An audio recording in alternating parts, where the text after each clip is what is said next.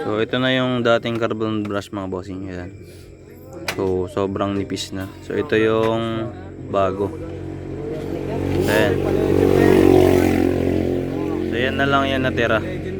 Miu Sporting nga pala mga bossing. Unit natin. So ay M3. Miu M3 pala mga boss. Unit natin. Ayan. So yung issue, ayaw mag-start pero lumalagatik yung relay. Halos bago nga yung relay. Tapos yung battery naman, bagong charge din yung battery. So ito, testing natin. Bago natin baklasin, testing muna natin. So ayan, nag-i-spark pero walang response yung motor. So duda ko na ito, carbon brush. So baklasin natin mga boss. Tingnan natin yung carbon brush niya. Kasi malambot naman yung ikot eh. So kalimitan yan, carbon brush lang yan. So ayan. Moment of truth mga boss.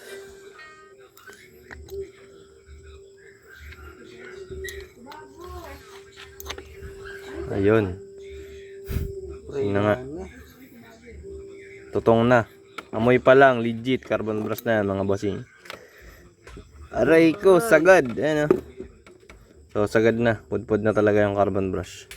So yung tumatama na hindi na yung brush, yung mismong wire na nung carbon brush na natin yung tumatama. So ito na yung dating carbon brush mga bossing. Yan.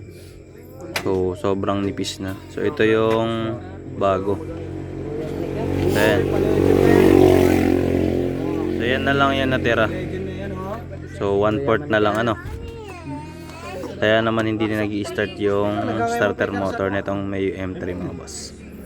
So ayan, nakabit na natin. Naghinang tayo dito sa kabila gawa ng hindi natatanggal yung ano na to, itong part na to. So ayan na mga bossing, testing na tayo. Nakabit na natin yung bagong carbon brush. Ayan o. Alright, kabit natin para mas ano natin, matesting na ako. Ayan mga bossing, nagabit na natin yung starter motor. Ayan. So, testing na tayo.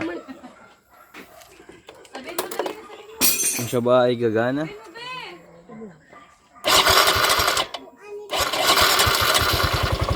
Alright.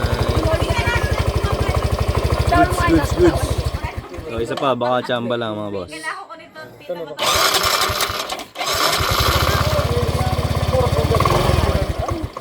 Alright, goods.